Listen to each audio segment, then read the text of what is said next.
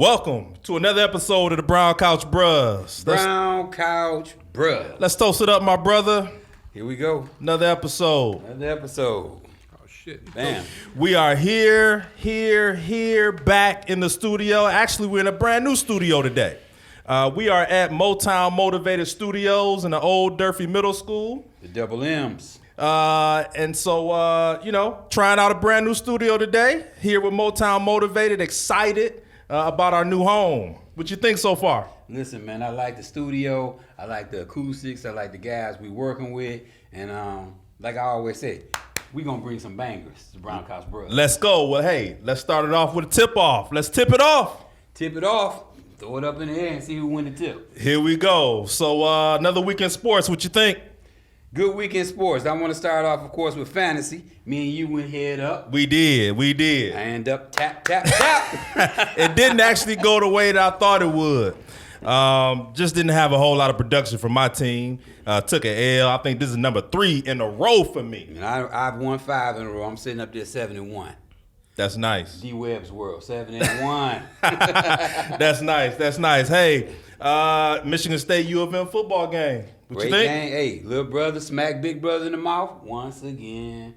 Until they get it right up there in Ann Arbor, man. And Mel Tucker got something going up in there, so I told better you. Be aware. Yeah, we were on the phone. I told you. I said anytime somebody rushes for 5 touchdowns, you don't deserve to win the game. That is true. And then on the other perspective, from the Michigan standpoint, you got a hot quarterback up in there, got through for almost 400 yards, and you want to switch in, switch out. Like somebody said it best the other day. I think I can't remember who said it, but Ohio State, and I got to reference them. They had 3 running backs, and they were trying to decide who was going to be the starting running back. And the guy said it didn't take this guy 3 games. It took a guy 3 weeks, 3 plays to say Travion Henderson is our guy, and the other 2 guys, they backups. Right. And clearly, you look at a program like Michigan, they're going to roll out Jim Harbaugh again. He's going to have a job as long as he wants. He's not going to be on the hot seat. But when you look at that guy's coaching career, particularly at the University of Michigan, talk about his signature wins. There are none. You can't name one signature win that this coach has had since he's been the head coach at U of M. You can't name one, but I guess what I would say if I was a fan of Jim Harbaugh is who you going to bring in that's going to do what he's done. And you got to get out of that Michigan man mentality if you want to bring in some top-notch coaches, some young, innovative coaches with a different mindset. But as of right now, I mean, Harbaugh is the best they got. I mean, the guy win 8, 9, 10 games a year. If that's your standard, he's going to bring that to the table. But I don't see nobody coming down the chute to take that position or didn't offer the job to nobody else. Well, when you have a program like Michigan State who goes out and gets a Mel Tucker, and if there are guys out there who can command a team, who can lead men, who may not be quote-unquote Michigan guys, you got to take a look at that. Because this can't sit well with U of M fans and with U of M alumni right now. No signature wins in the past 5-6 years. I don't know how long Jim Harbaugh has been there, but it's really nothing to write home about, nothing to be proud of if you are a U of M fan. No signature wins, and of course, when you just mentioned alumni, I know some personally that I talk to on the regular via Facebook Messenger, and they're not happy with the program, but hey, Michigan paying the money. It's Michigan, so hey, you go as they go, as they say. You go as Harbaugh. Hey, he'll have a job as long as he wants. Our number 1 pick, Cade Cunningham, made his debut. Not a stellar performance, either performance from him this week. He goes 2 points a couple of days ago. Then he goes for another, makes a couple of shots. He's like 0 for 14 or something crazy from the 3. Which is a little disappointing, particularly when you see the kid out in Houston. You see Jalen Green putting on a show against LeBron and the Lakers the other day. So talk a little bit about what you think Cade Cunningham's going to do. You know what? I'm not going to get down on Cade this early in the season. They 1-6.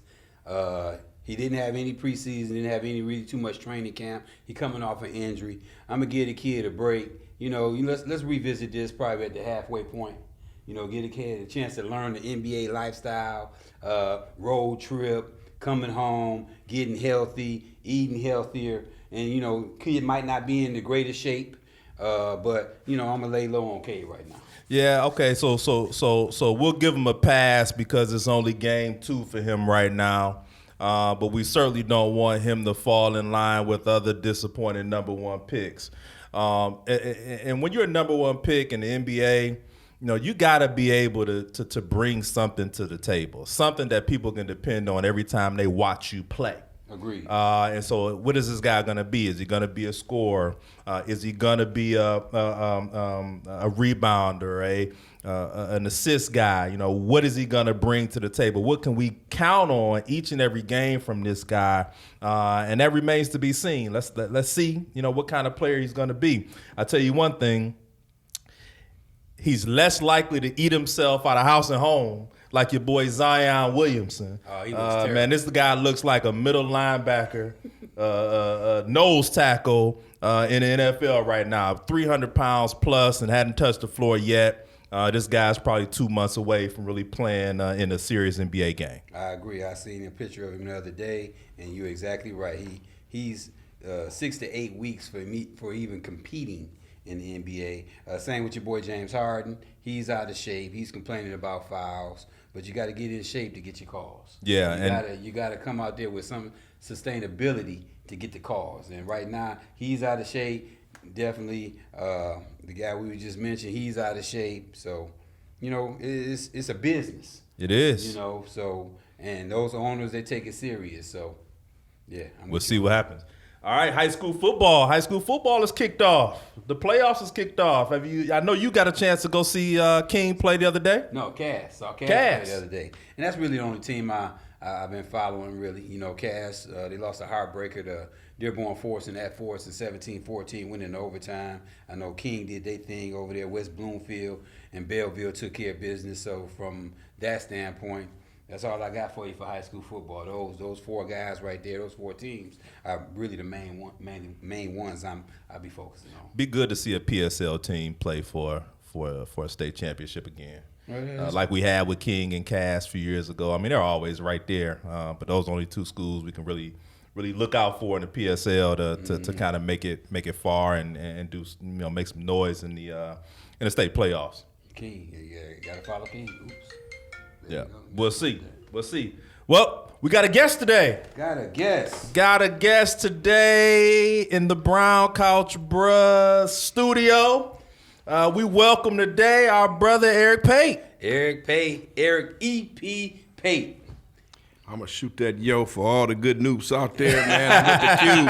I'm with the Qs. They gave me a red cup. We came with the red cup. We came with the red cup, man. Maybe we'll talk about the contents of it later. It's not that purple drink, though. But I'll tell you this. It's that Kappa Punch or whatever it is. But, hey, man, I'm just glad to be here, man. Thank you guys for having me on. I'm with the Qs tonight, man. I'm with the Qs. Well, listen, we glad to have EP on. Like I said earlier when he went Facebook Live, if you're going to have a guy talking about sports, why not have a guy who's embedded in the city, invested in the city, came up east side, west side. He's, been everywhere. So, we got the guy on there. We got the man, the myth, the legend, the ultimate scroller, Eric Pate. That's right, man. Glad to have you here, brother. Thank you for having me. And T. Martin, man, hey, thank you for that protection when I was over in DPSCD. So, hey, man, if I had a hat on, I'd take it off to you, raise my glass to Damon. One thing about Damon, look, way back when I lived on Stahalan, he brought a kid by in a Steeler in his West Side Steeler uniform. And you're right. Damon what? Damon Jr.? Damon Jr. And little did we know, this young 9 man, years old. NFL, CFL, first of all, The Ohio State University, Cass Tech. And then you know what? I ran into him one time and I said, man, Eric Pate, man, the guy you came over his house on Halloween. Dame looked at me like, who the hell are you? And I said, man, that's me, man. The guy. Right, you were actually outside. Yeah. It was trick or treat. Yeah, it was trick or Halloween. treat, man. It was around this time. I was giving out candy and doing it. And this kid walked up and now he's a pro, man. And you know what? I beam when you show those highlights on your Facebook page. I appreciate it. And you know what, man? He had a great college career. Yeah. Got a national championship, right? National championship, couple of Big Ten championships. And got his degree. Let's get that out there. Got his degree. Absolutely. And then you know what he did? Everything was going good, and he turned left instead of going right. 1911. He went the wrong way. He went the wrong way like his dad, man. We'll put it right in the middle of the foul count. That's right. Hey, 2 out of 3 ain't bad. But I'm gonna say this. You guys were talking a little bit about high school football. And let's have a moment of silence for the Pershing Doughboys who crawled into the playoffs. They in the state playoffs? And crawled out. So hold on. Moment of silence. Okay, basketball season. All right, there we go. Basketball season is around the corner. 45 days away. That is where you will excel, no question about it. But one of the premises of our show is really highlighting the Detroit-born and bred athletes and influencers in sports in this area. And certainly, Eric, you are one of them. A big-time Persian guy, no question about it. Mary Grove College, and it really has have your career here, right here in the city of Detroit. And we want to give you your flowers here and now while you are here. And really just let you know how much we appreciate you. You're a mainstay. You're a name in the sports world here in this area, and that is to be commended. So tell us a little bit about your upbringing, where you from, what neighborhood you grew up in. Let's start there. Well, guys, again, thank you. Flowers, and I'll be 58. I know we're taping this November the 5th. There we go. But right. I'll say I'm an East Sider, all the way, tried and true. Neighborhood is Cadillac Heights, really Hawthorne Park, Coney Gardens. Okay. I grew up at Hawthorne Recreation Center where Roy Haywood, older brother Spencer Haywood, taught me the game of basketball. Oh, wow. At a young age, ended up going over to Pershing High School because my aunt attended Pershing and cheerleader, all those good things. And I can remember being at Pershing High School at a very young age. And it just so happens I ended up getting accepted at Cass Tech. Well, I hit a dude with a chair and got a 45-day suspension, got kicked out of Cass. Just when you start getting used to Cass Tech, for those folks out there. You get there in the 9th grade, and if you poor like we were, you sharing clothes with your brother. The no-collar shirts were out. He'd wear it one day, I'd wash it, wear it the next day so I could fit in at Cass. It was very intimidating as a 9th grader. And we're talking what, 5,000 students? Oh, man. 4,500? Yes. In the pickle factory, in the old pickle factory at the big old school Cass Tech. Then the 10th grade, you started to get a little comfortable, might talk to a few girls, go to a few parties. 11th grade, I was comfortable, but I was too comfortable. I was doing crazy stuff. I hit a guy with a chair, man. Wow. And Terrence, as an educator and somebody like you, Dame, that coached, I mean, think about that. And to see, I'm able to tell kids now, as I'm in education, that I'm not perfect. A lot of times administrators talk from the mountaintop viewpoint. I can come down that valley with you because I know what it was like to have 45 days sitting at the crib in 1979. You didn't go to school for 45 days, man, and he could have prosecuted me. Wow. And I used to see the guy up at Michigan State that I hit with the chair, guys. And I'm going to tell you, I ended up at Osborne. My brother's best friend got murdered. I saw it and was a witness in the trial. Wow. And the guys at Osborne chased me out of Osborne. I ran to the office, and I told the principal at the time, Marvin Evans, who happened to be a noob. Didn't know he was a brother because I wasn't it's high school. I'm a high school student. I got a story about Mr. Marv Evans. Yeah. Man, and I love to hear because he helped me, man. He sent me immediately over to Pershing, where my brother was. We were in the same grade. We're 11 months apart. Wow. And end up at Pershing, and I was still clowning. But the 3rd week of school, I had a fight. I was part of a gang fight. We fought all the way, if you're familiar with that building, from the 3rd floor out the door. And the principal at the time was George Q. Williams, but the assistant principal was Paul Onika. And it's amazing, I remember these names, and Dr. Scott. They were preaching to us and telling us this, that, and the third, but they told me this, Mr. Onika, he pointed his finger, he said, one more incident, and you out of all Detroit public schools. My father came up, he was a Michigan Bell telephone installer, God rest his soul, collared me in that office and kicked my behind. Now, I was a sports writer for 20 years, fast forward through U of D, Mary Grove, and all the newspaper stops I made. 2000, I get into education. I'm a certified teacher. Then I ascend to become a assistant principal in administration, and now at Romulus. But when I stopped at Pershing, I had a breakdown in office because I sat on the bench where I nearly got kicked out of all DPS schools, and I cried, I sobbed because the people at Pershing embraced me. the counselor, Starlene Hammy, all the folks there, even Mathis Epps, the late, great Mathis Epps, who was the coach of the football team, and all those folks over at Pershing just wrapped their arms around me and sent me to a journalism workshop, Marilyn Williams, in 1980. The summer of 1980 changed my life. Wow. And so people wonder why I love Pershing and why I love DPS, and that's why. So I'm an East Sider from 7 Mile and DeQuinder, Hawthorne Rec. A lot of people have touched me, and I just try to reach back and touch them. I've covered 5 Super Bowls, 3 Final Fours. Wow. A lot of major events in my sports writing career. Worked at WDFN, which was the best job in the world. I didn't know what the hell I was thinking when I went to education. Because I had a job where you work for 3 hours, maybe 4, go home, and then you could sleep, and then do an appearance at night, get paid for that. What the hell was I thinking? After 9/11, they played me. You know, they took me off full time and made me part time. And I did that, and it was the Ohio State-Michigan game in 07. I was teaching at Inkster, and I'm working at DFN on the weekends. T. Martin and Dame, I said, what, can I curse on this thing? I said, what we the Brown College brothers. I said, what are you doing? Exactly. And I resigned in 2007, and I have not been a full-time media person since. Right. But I lost my desire for it because I was getting played. When Stoney and Wojo was making 6 figures, I was making an hourly salary. Wow. And it just pained me. The highest money I made there was 5 figures. Those dudes were making 6 figures. And I felt like, yeah, they're in the PM drive spot, but I was bringing a lot to that station. And so naturally, we have to fight for what we get.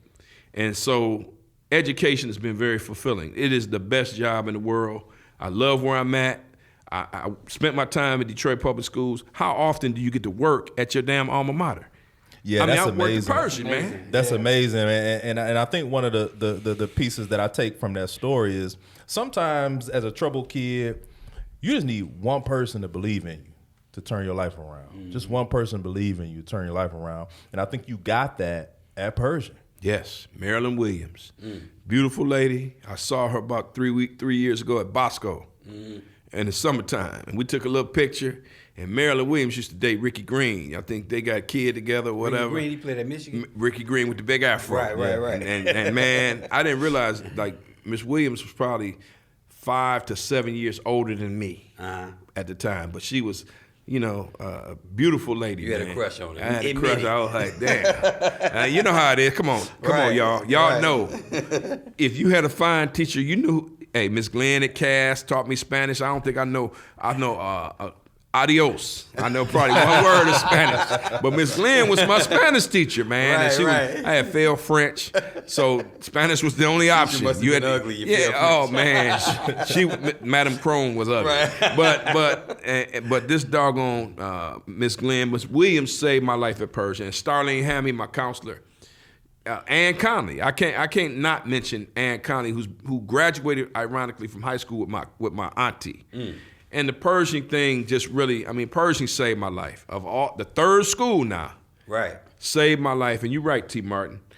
When people wrap their, it takes one person. Maybe it's a coach, maybe it's a teacher, maybe it's the hall monitor, maybe it's a police officer, maybe it's the assistant principal. Someone to wrap their hands around you and say you can be whoever you want to be and give you that belief. And college was just, I played college basketball having not played any varsity sports. I'm talking about none. In high school. Made the basketball team at little old Mary Grove College, lived on campus. My mother put me out, God rest her soul. Labor Day of 81, after smoking and drinking all summer, smoking weed and drinking beer, 40 ounces. For the production crew, they real young. Drinking that 40 ounces until the suds come up, And my mother, Labor Day of 81, locked the screen door, pulled the phone on the porch and said, you live at Mary Grove. She said, you better call Peanut and have him come back and pick you up and take you up to the dorms. And I didn't go back home after that. Wow.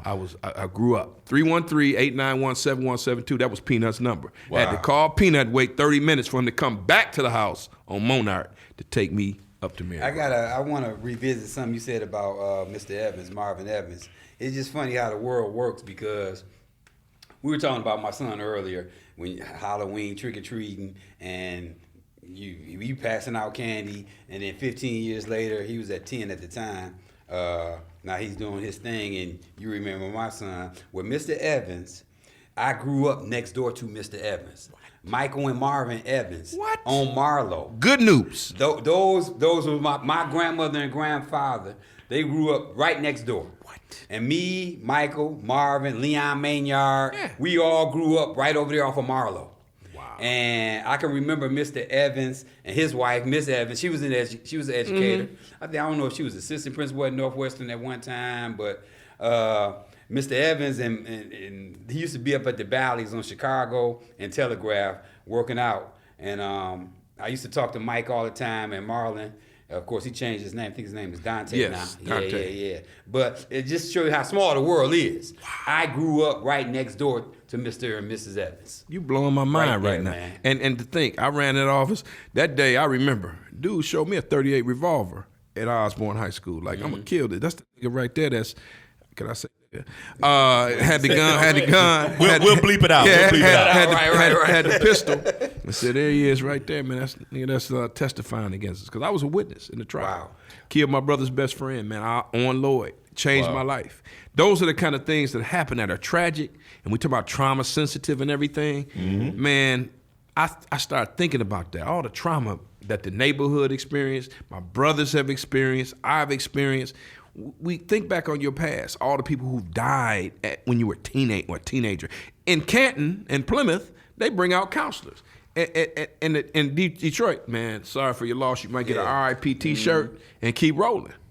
And kids have to talk about that. Yeah, our kids are way too desensitized to trauma. And that's certainly one of the issues that we're constantly dealing with in this area. No question about it. Yeah. I want to talk about a couple of things. One, ask you about, just where did you develop your love for sports? One.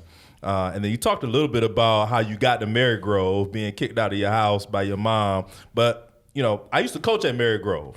Wow. Years ago. With coached at Sickerman? Marygrove. With Dave Sickerman. Yeah. I was there for 4 years with that program. One of the hidden jewels, I think, in the city. Could have been really a long-standing, really good quality program for a number of years. It's a place where Detroit kids can go and play at the next level. But unfortunately, the school is closed down now. But talk about how you develop your love for sports, and then what your time at Marygrove was like. Man, oh man, let me say this. Let's have a moment of silence for Marygrove College. Okay. We good. All right. Listen, I stayed at Florence Gillette Hall, and Marygrove at the time was probably 7-8 to 1 men to women. So this was kind of like a tryout. And mind you, we practiced at Immaculata, the old Immaculata High School, which became Bates. We'd walk across the parking lot and be right there at our home gym. 25 guys probably tried out. And mind you, you taking full credits.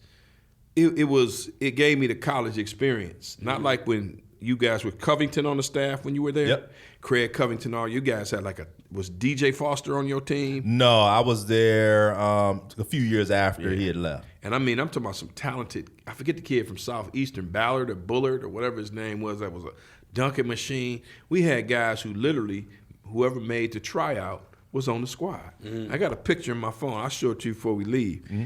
It was just a great experience, man. And you know what ended my career? Pledging. Mm-hmm. Norm White, who used to coach at Benedictine. He coached me at Benedictine. Are you serious, man? Yep. See how small the world is? Folks, 6 degrees of separation. That's all it is. That's all it is. For you young producers out there. Okay, they looking at me all grim. Listen, guys, it is, what I'm saying is, look at how close. It just takes a few people. We're all connected. We all connected. We all connected. So Norm White said, "Man, what you want to be, man? You want to be a Marygrove Mustang, or you want to be a Kappa?" And I chose the Kappas, and I moved down to UAD and went to school there because I was taking classes there anyway. My communications. So you moved on campus there? Yeah, I moved on campus there. Yeah. I never went back home after Mama put me out at 17 because she did it for my own good. God rest her soul. Right. Bottom line is that Marygrove experience was one of the best experiences. Now, mind you, that one of the first days there, an English professor wrote on my paper, this is not college level. And in red ink. Mm-hmm. And Marygrove is small enough where your classes are 16, 17 to 1. And it taught me a lot about work ethic. because college was different than high school. High school, you can wait till the last minute to turn stuff in. College, no. And this was back in the typewriter days. We didn't have computers now. We're typing and white out and staying up all night and things of that sort. Mary Grove was just a great experience. 25 guys tried out for this team. And when I saw my name on that sheet, I got not a renewed confidence, some confidence. Because not having played high school basketball at all. And you made the squad. Yeah, Cass Tech, cut. Persian, didn't even think about it because it's always 20 guys. Y'all remember how the PSL used to be. Man, and even the Catholic League, there's 20 guys in the hallway that could have been on somebody's varsity. Should have been on somebody's varsity. Yeah, that should have been on somebody's varsity. We had Matt McKenzie all day, all night. Man, and my brother always, he still, talk about trauma, my brother played in middle school, he played in Pershing, but when it's time to get moved up, he didn't get moved up. It still messes with him today. Wow. Still messes with him today, and that's how competitive things were in the PSL.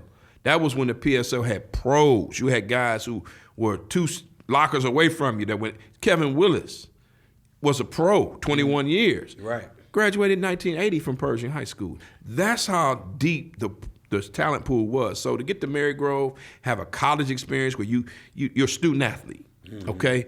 Whether it be NAIA, whether it be Division I, Division II, that's the thing I cherished. And so I got 1 or 2 pictures and some box scores from my days of playing college ball. And that's an experience I cherish because now, like you said, T. Martin, Mary Grove could have been a gym.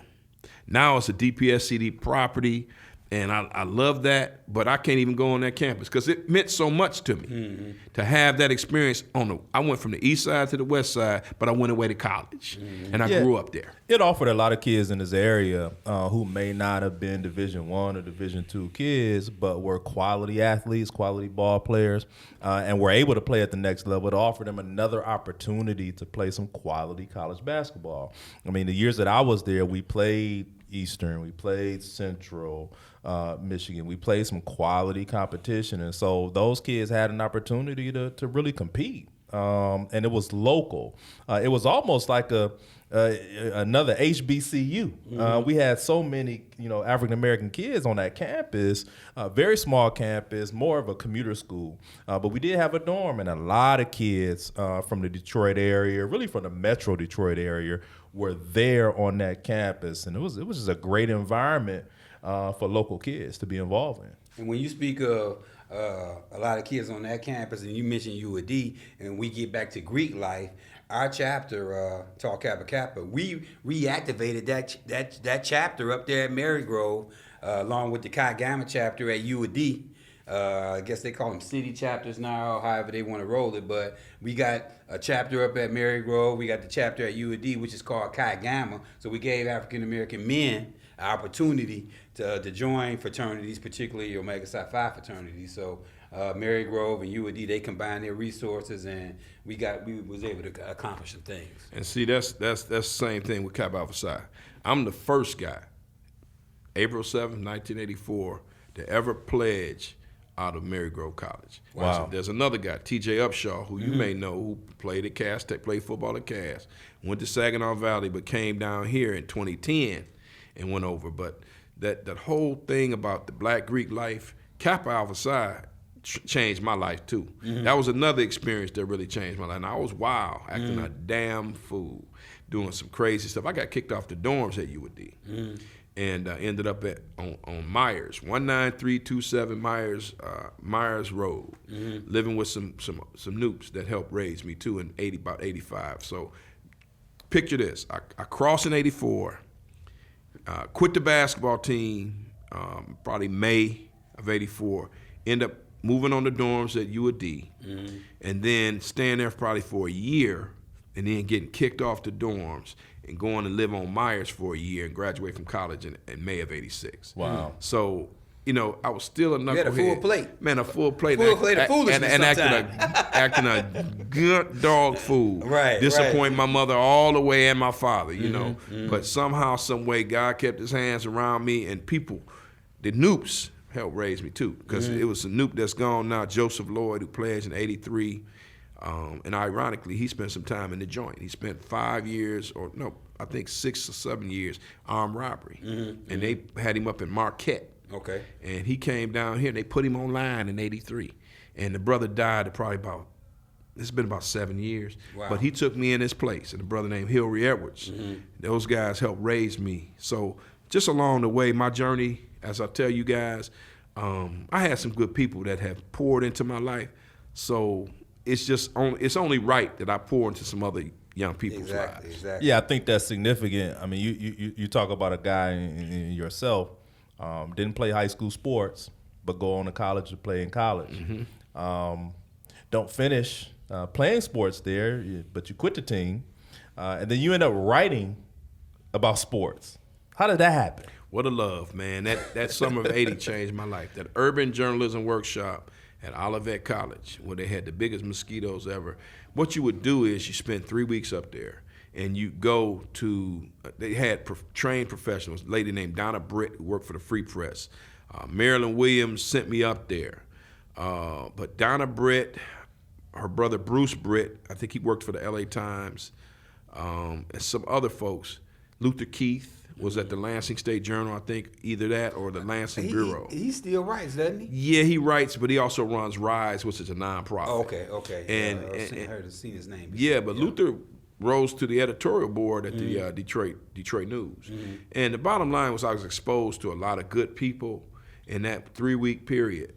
And I left high school knowing what I wanted to be.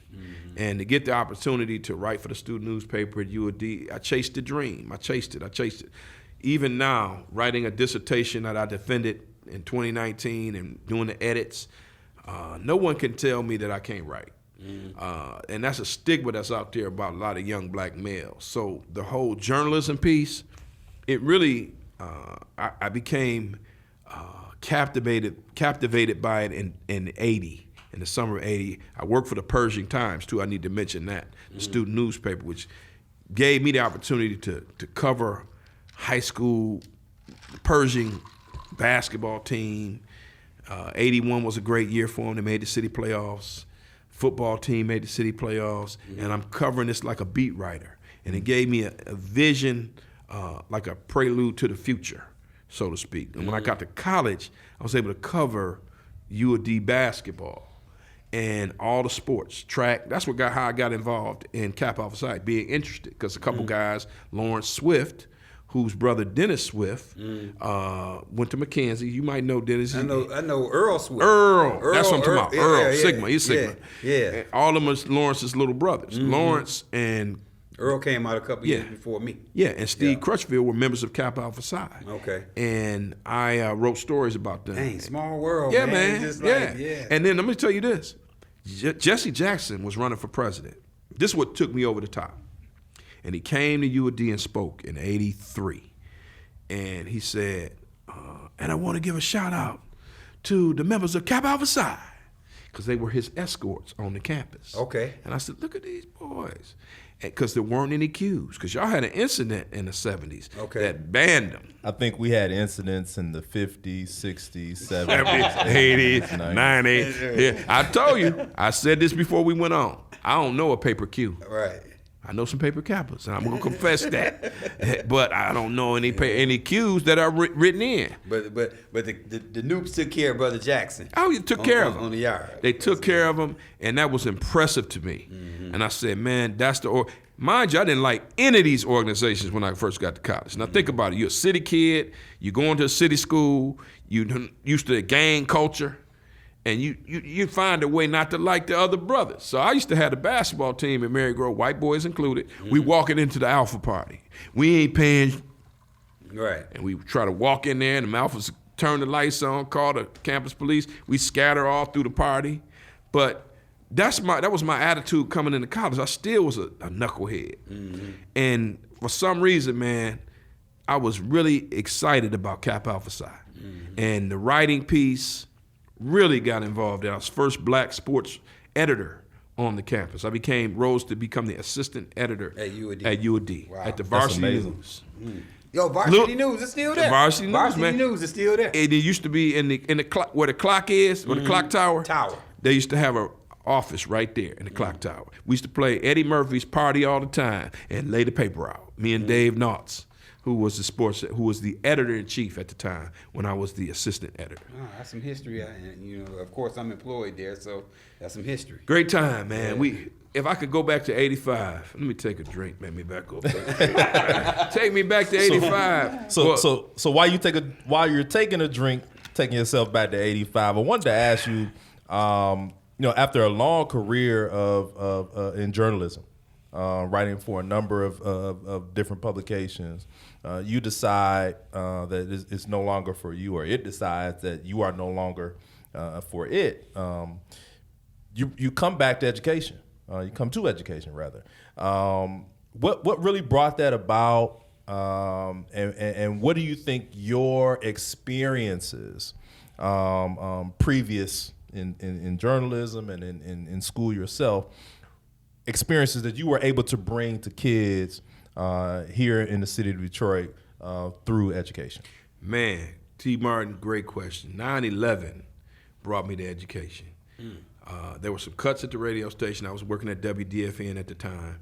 And mind you, I substitute taught during the off seasons when I was covering the Detroit Lions back in the 90s. We got to touch on that real quick. We talked about that before. Yeah. Well, we can go, but go ahead. What's your point? Yeah. Okay. And so after 9/11, they made some budget cuts, and they took me from a full-time position down to part-time.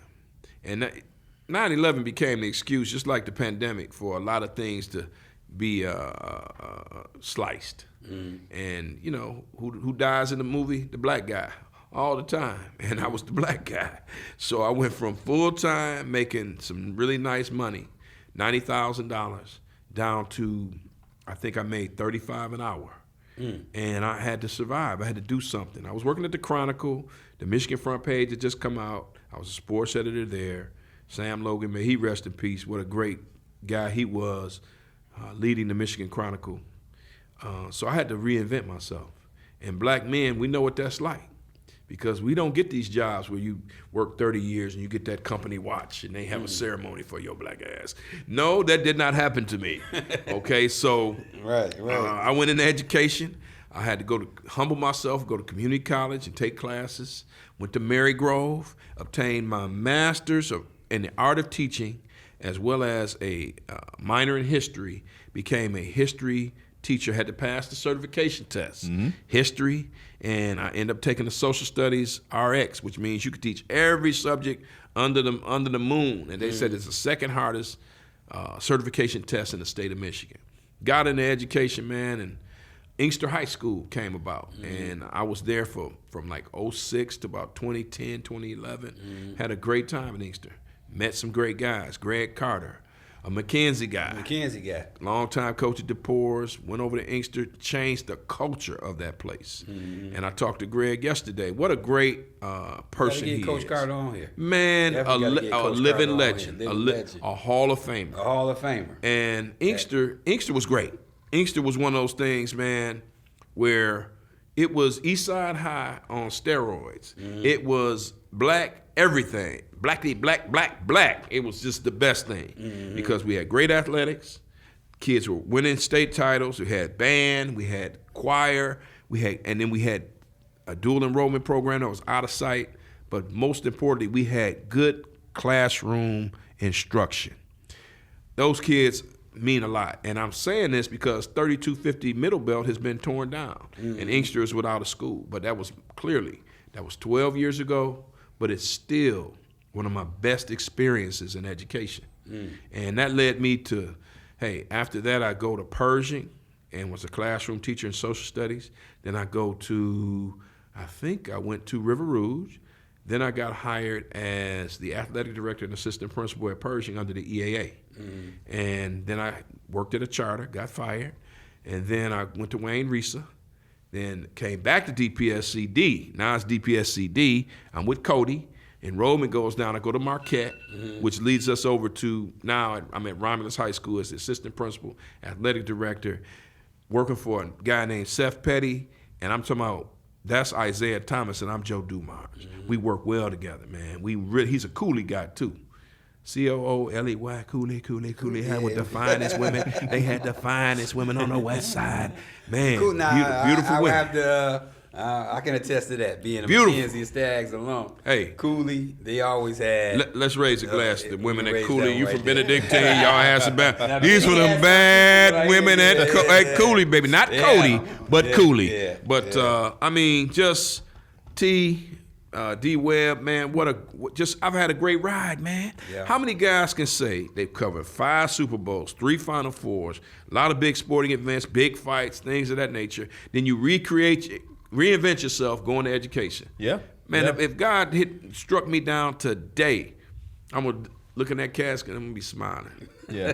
Because the insurance money is paid. My daughter, Brittany, is going to get paid. Right, My everybody gonna lady, get paid, she huh? going to have to argue with Brittany, but she going to get They'll some figure money. it out. She going to get some money. Everybody going to get paid. But I tell you this, man, it's been a great ride.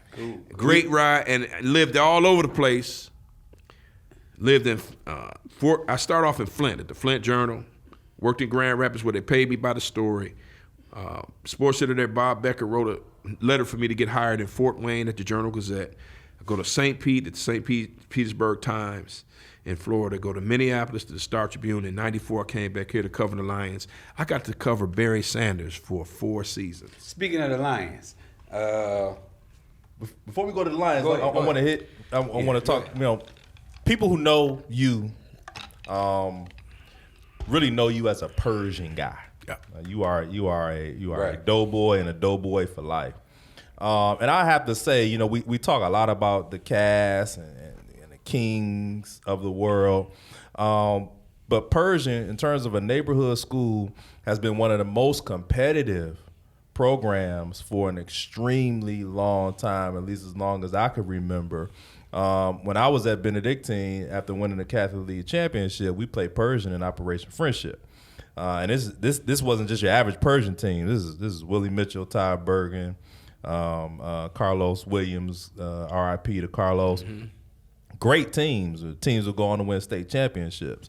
Talk about your time at Persian. Talk about the competitive nature there. I can remember, you know, playing against them. It was 6 or 7 guys out there on the floor. The way that they guarded the ball. But talk about Persian, man. Talk about the prowess and the history, rich history with that program.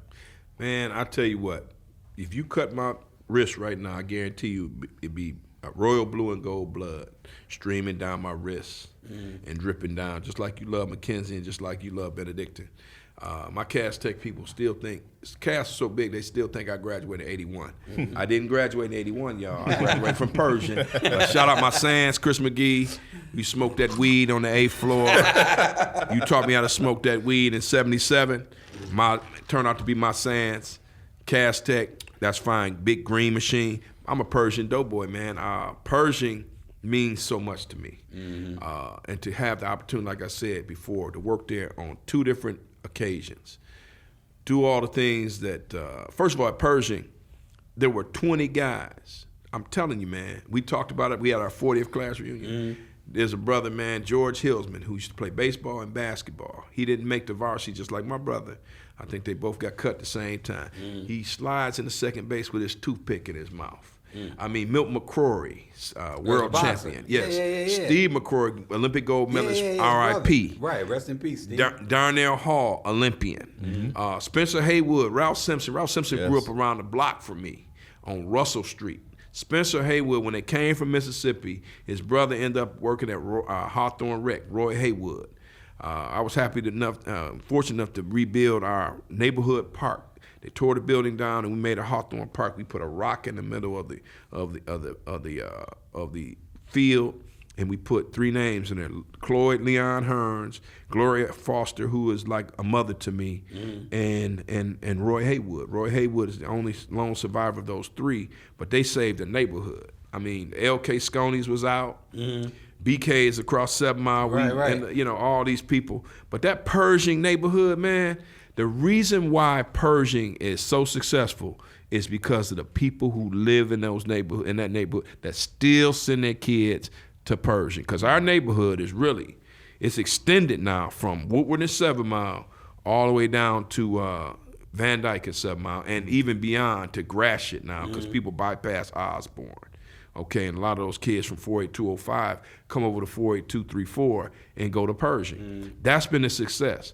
Yeah, we get some. Todd Bergen was from Benedictine, right? Yep.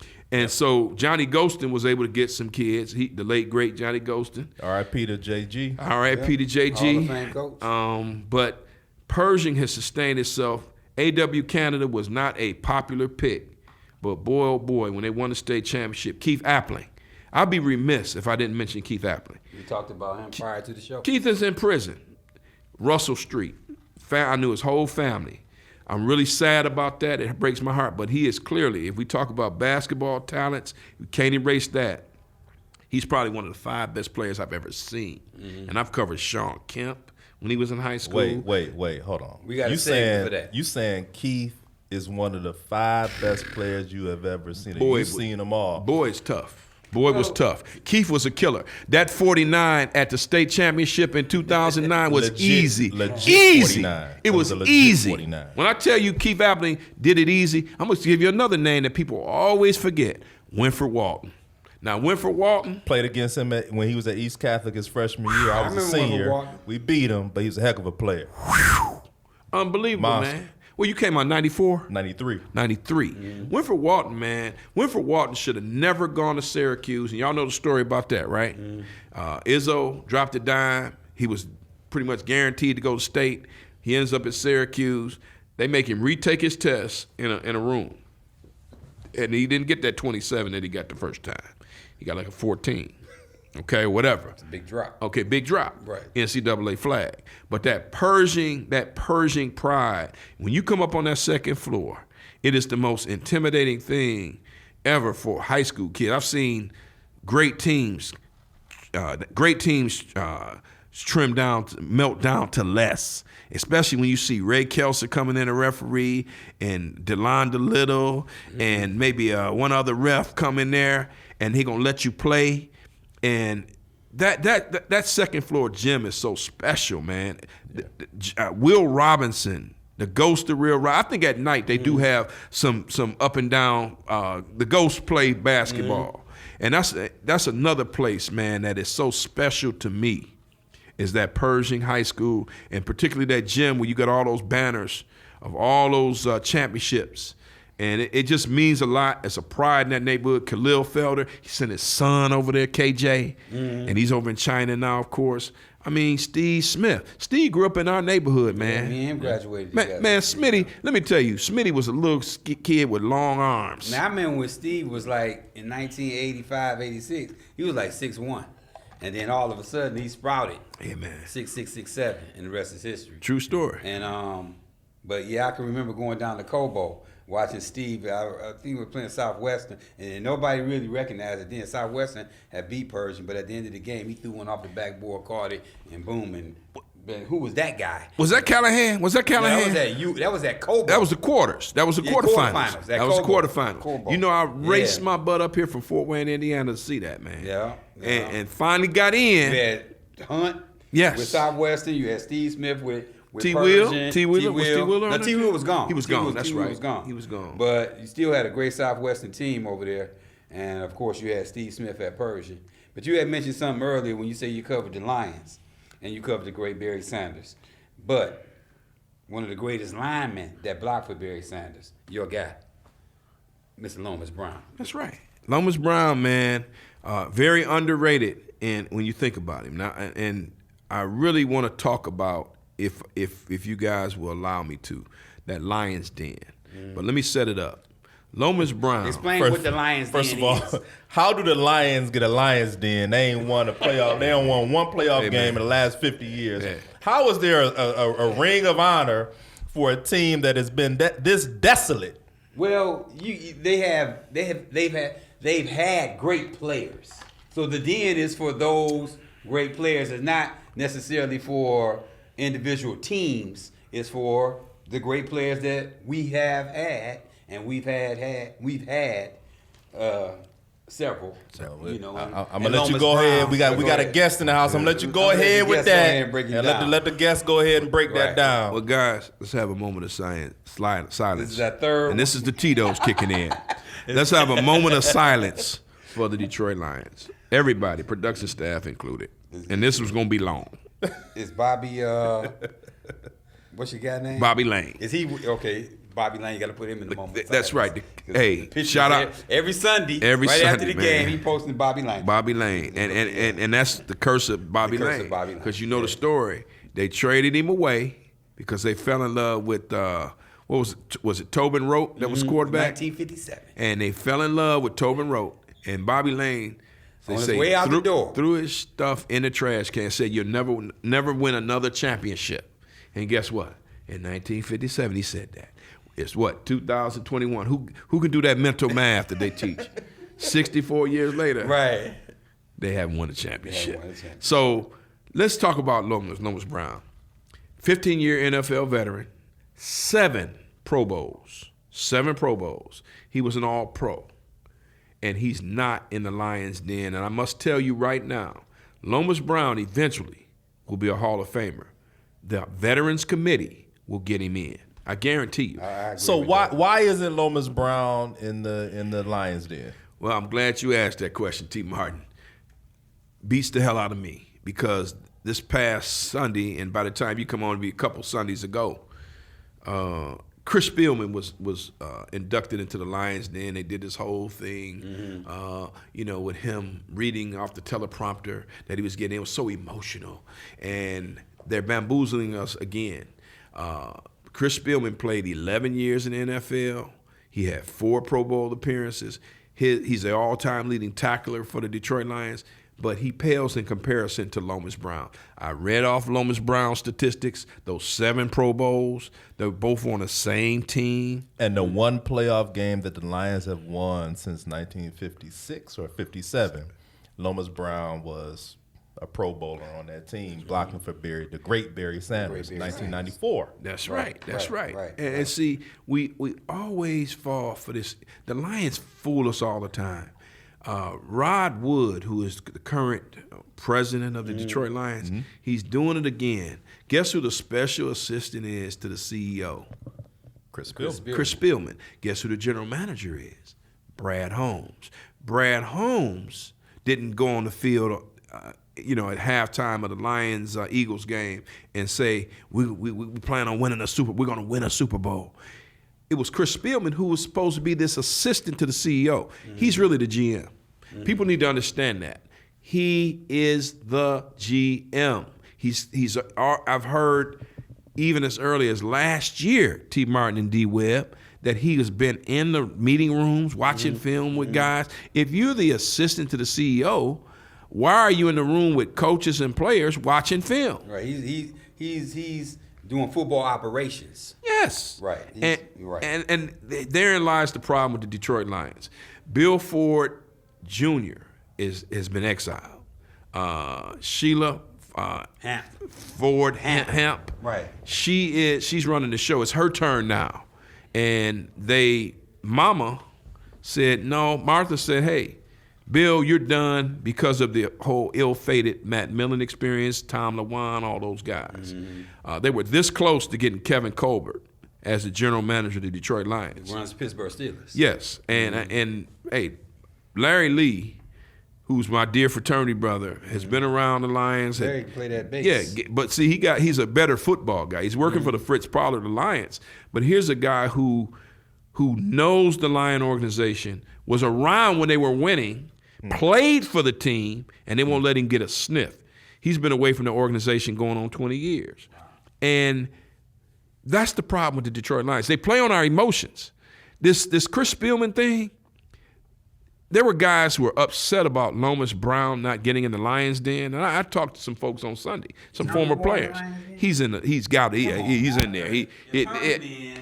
Lomas has to be in. How in the fudge, I'm not going to say that word on air, but how in the fudge is Chris Spielman in before Lomas Brown? And therein lies our problem. The fans are going to continue to go out there.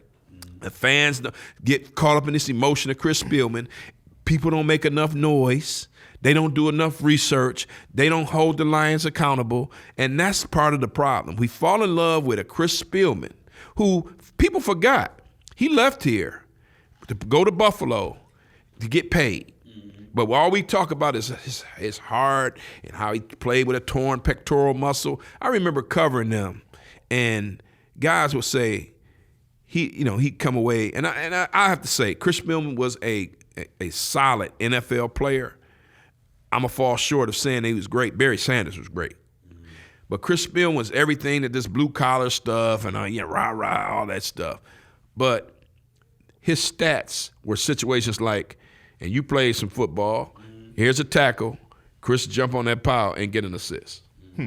Okay, so he'd end up with 21 tackles. You should see some of them guys at the end of the game looking at stats, and even after wins, Benny Blades and all these guys and Kelvin Pritchard and those guys, they look at the stat sheet. Man, them only had no 21 tackles. They say stuff like that. You get them to talk like this. And that's the thing. We allow this stuff to happen as Lion fans, as sports enthusiasts, and they can get away with it. And now this dude is pretty much going to become a player personnel GM. Yes. And Brad Holmes is going to be held accountable for Jared Goff, all of these things, and it's really sad to watch, kind of like the undermining of a GM. Brad Holmes is not Martin Mayhew. Brad Holmes has some swagger to him. Brad Holmes built the LA Rams into a Super Bowl. They went to the Super Bowl. Right. And this is poor management. Yes. This is poor leadership. This is poor running of an organization. Yes. That has been in it for 50 years plus, and are now and hadn't won a game all season. Man. Right? And so you got a guy, a blast from the past that you want to bring around, and now he's tiptoeing in and out of the football operations, by which he shouldn't be. And guess who's gonna be left holding the bag? I'm gonna drink to that. I'm gonna take a little sip, man, because I'm gonna tell you, man. Before we let you out of here, it's been great. We appreciate you coming by. Before we let you out of here, oh man, Eric Pate, we got our last segment, our 3-1-3 segment. Let me say this before we get to 3-1-3. You've been shouting out addresses, where you grew up at. You can name every address, zip codes. We got a 3-1-3 for you, brother. Okay, let's roll. This is a test. Here we go. Hold on, I got to put my thinking cap on. All right, now the 3. Your favorite doughboys or doughgirls of all time. Man. 3. Lisa Blackburn. Rest in peace. Heck of a player. R.I.P. Lisa Blackburn, we retired her number when I was athletic director, the number 20. First girl, played at UAD. Came back and coached the team. Yeah, legend, came back, coached the team to a city championship, and really got done wrong at that point. That's a whole nother story.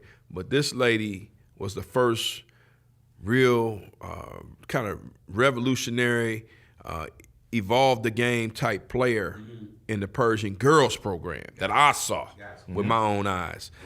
Spencer Haywood, man, Mr. Hardship himself. Yeah. He's he's one of my all-time favorites. This third one is gonna be tough, man. Okay. Because I love Wimp. I love Wimp. I love Smitty. I love Kevin Willis. We call him Snake in the neighborhood. If you say Snake, he gonna turn around. He know you. That means you from his neighborhood. But I put Keith Appling third, man. I saw that 49 with my own eyes. It was the smooth. Hey, man. I can't say free Keith Appling. I got to see what happens with this whole thing. I feel bad for Keith. But he is my third, man. Keith Appling, man, is about as tough as they come. So those are my 3 doughboys and doughgirls. Blackburn, Haywood, Appling. Great list. All right, you got your 3. Now we need a 1.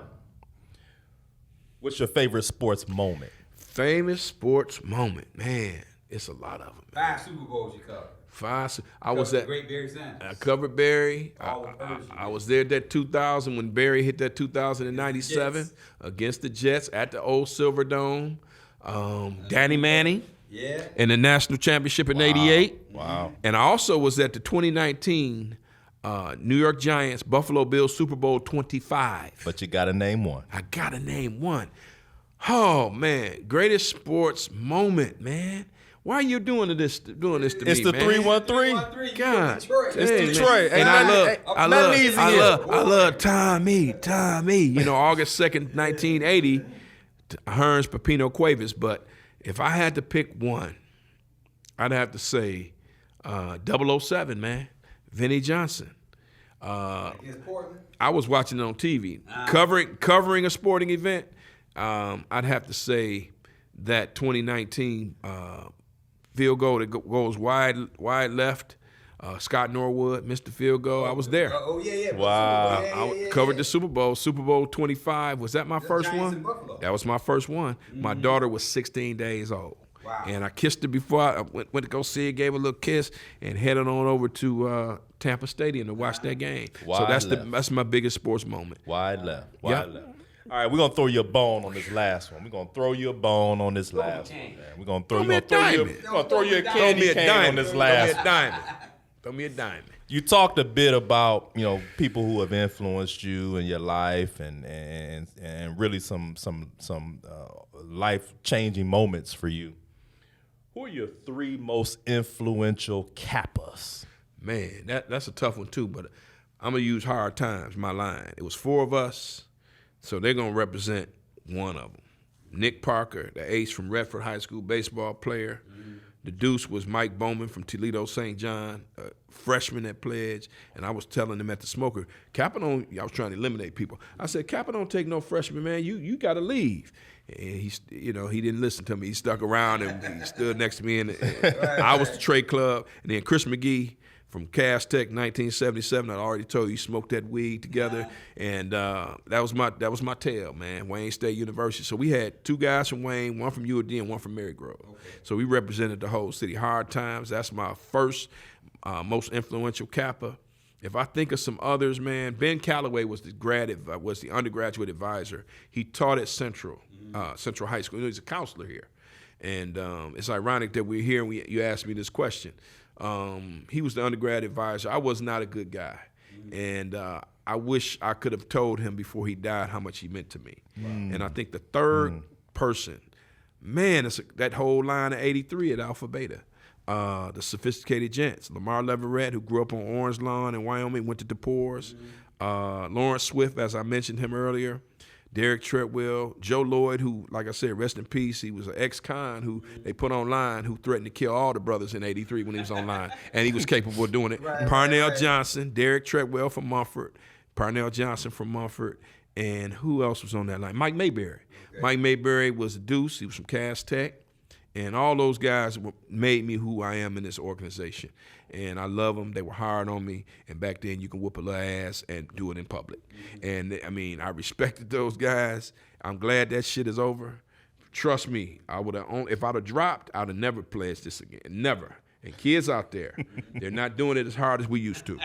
But need I digress. But that's it, man. Those are my most 3 influence. I broke the rules a little bit because I used whole lines. You did. But that's it. And all my undergrads out there. I love these undergrads, man. They mean a lot to me. And Thanks. One thing, just to piggyback real quick before we end this segment, man. I love the community service EP does. He always supporting the nukes. I think he posted something a couple of weeks ago. They was doing a step show somewhere. I don't know if it was at Wayne State Down in Wayne. or whatever. So he's always around with the Greeks, the Qs, the Alphas. You're gonna see EP around. That's what I love about the brothers. So, hey, thanks for coming to the Brown Eric Pate. Couch. Thanks a lot. Brown Couch. Man, let me raise Eric my Pate. glass, my red cup. Thanks a And lot. red for the cap. And I got some Tito's and Crayon in here, man. They give you a drink if you come on this show. So supply that shout out to the Qs, and I have yet to meet a Q that doesn't have gold boots and that's a right end. Okay, shout out to him. Appreciate you coming. To all our listeners, man. you can catch the Brown Couch Bros on YouTube, Spotify, Apple Podcasts, and everywhere you get your podcasts. New episodes every Monday. Check us out on Instagram. Like us, rate us, so we can come back next week. And we coming with bangers. We came with EP this week. We came with Blanket Ships a couple of weeks ago. Rico Beard. We getting the best of Detroit up in here. We gonna get DC up in here. Derek Coleman. We gonna get the Judge up in here. We getting Anderson up in here. We getting Anderson Hunt, Bernard Hall, Darnell Dickinson. We coming with bangers. We coming with the true 313. And we out. Brown Couch Bros. 3, 2, 1. We out.